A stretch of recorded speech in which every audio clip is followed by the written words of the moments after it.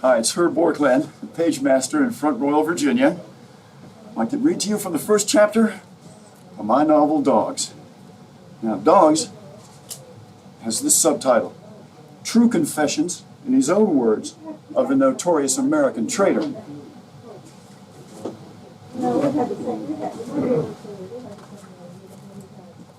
Chapter 1. Says my jiggling platinum Rolex, 22 seconds gone.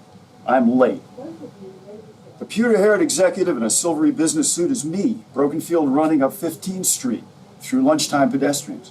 Jog left, gasp for air, dodge right, down a parking garage alley to the 14th Street side of our block. 3 stores away from Beer Wine Lotto, where guns were out. At the far end, out of the heaviest sunshine, the other 3 bowlers stood waiting around the alley mouth. Behind them on the street, too many car horns, too much off-key traffic jazz. This time it's going to be noisy. The son-in-law, I remember how contemptuously Spartan cigars, Packy Rio, straightened up off the brick wall. Now can we fight crime? Relaxed and self-amused and dressed all in black was our skinny, godless 34-year-old tobacconist. Forever a delicious taste, melting in his own mouth, apparently. Packy's face always looked too naked, like he just shaved off a mustache or suddenly given up wearing eyeglasses. I did, however, envy his physical bravery back then, before his global fame and my historic disgrace. Your late mayor, the famous original Red Ox's maitre d', Emmett Doc Porch, weighed my soul with his sad, slow-moving eyes, a retired Baltimore homicide detective. Doomed. 15 seconds late. I was signing $1 million lease. I got beaucoup lunches lining up. Doc ran his blunt fingers through cropped gray hair and yanked once in irritation. These 2 male Hispanics got 9s. Now immortal, then barely 24 years old, virtual heavens, Trey Johnson glanced up from texting his baby mother and threw me a champion's easy grin. Short and homely, yes, but radiating animal energy in a red hip-hop pullover, tricky blue African slacks, and bone-white sneaks. Forget all those awkward photos at his online shrines. A great actress once told me, no man is ugly whose face can show 50 shades of feeling. That was the Trey who we knew. I glanced at my Rolex again, almost 100 seconds remaining. The average urban convenience store heist lasts for 180 seconds. Plenty of time now. Everyone else was openly wearing their tasers, so I slipped out of my jacket. I acted casual, but about now, like always, I started quietly going to pieces inside. Doc had taken off his seersucker suit coat so it wouldn't check his draw, and was hitching up the taser holster belted around his baggy trousers. He threw me a look. I paid attention. People laughed if you said so, but when Doc lit up his eyes, small children wet their pants. Mayor, you okay? I'm cool. Not hardly. Doc sneered amiably and slapped me on the back. You're our porn wrangler. I stared him down. I once stared down the President of the United States. The bowlers? On our block, fighting back became an idea whose time had come at gunpoint 2 springs before. Within 7 weeks, a spate of daylight store robberies had climaxed with the Tuesday afternoon Hickey Duran's Adelphi coffee bar got machine gunned by meth freaks. 6 hours later, the best attended Merchants Association meeting in recent memory, voted by eardrum-shattering acclamation to damn well fight fire with fire. The police, God bless them, always to show up too late. Caesar Dinoli had rasped, flashing his hawk-nosed profile. That's the nature of their job. So I tell you what, my challenge to you is we need our own 911. The merchants overflowing the hotel conference room whistled and stomped, me right along with them. Maybe we can't stop them from coming here, but our 911 got to bowl these some bitches over before they get off our block. Outside afterward, sliding in behind the wheel of his scarlet Porsche, Caesar asked me, "Is there anything proactive we can do, really?" Haven't the foggiest idea. I stood on the curb ready to shut my father-in-law's car door. Let me research citizens' arrest and self-defense statutes. My advice: talk to Doc Paunch.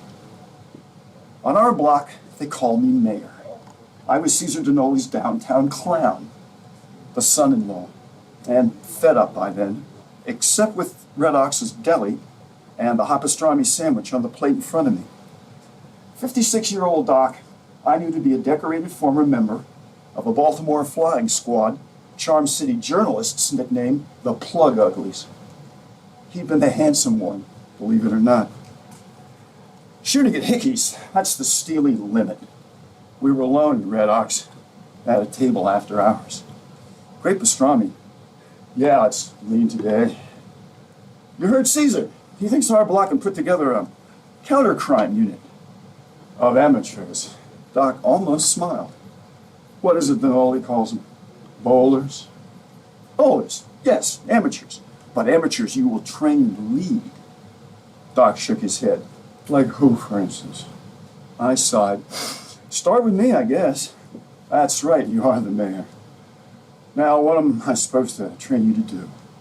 The Constitution says, if I come upon a felony in progress, I can make a citizen's arrest. Let's start there. Say you're behind a counter. Suddenly there's a gun in your face. Doc moved his coffee cup a thoughtful inch. How do we bowlers ever even know? Beats the hell out of me. Wait, okay, it gets better.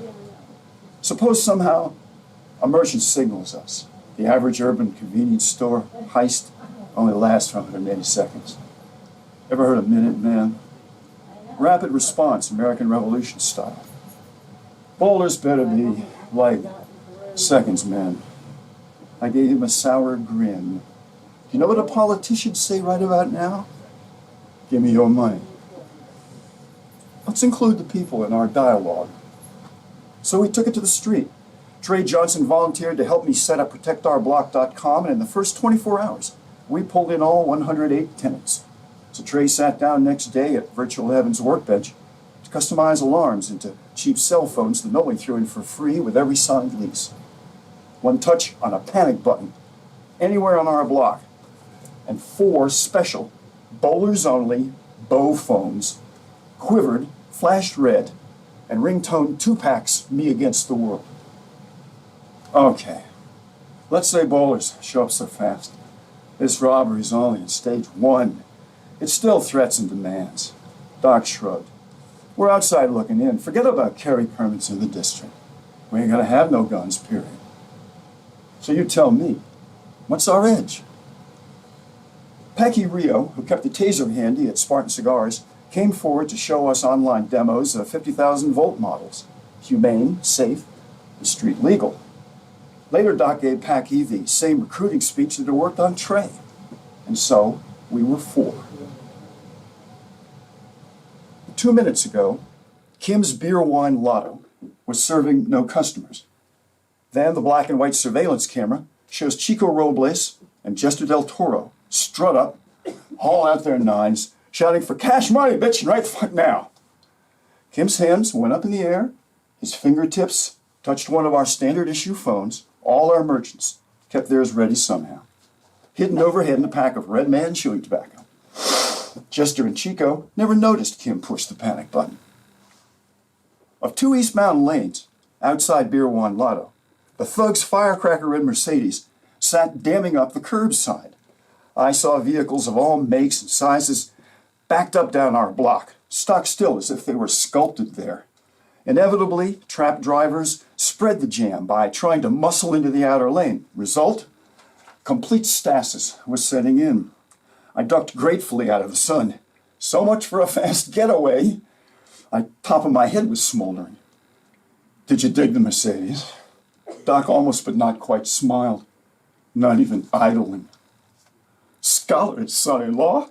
Packy Rio shot me a bright, satiric look. Scholars. Let's bait this trap, y'all. Trey handed Doc 500 pages of downloaded pornography. Doc, with his open palm, shoved the porn against my salmon pink necktie for me to take. I glanced at the top photo and then looked twice to be sure the midgets were doing what I thought they were. They were not. It was much, much worse. Okay, the scholar's been in there. Sticking around now for... Doc checked his wristwatch. Over 2 minutes. Let's ford up at the Mercedes. Work the plan. Doc put his hand out. R3 covered it.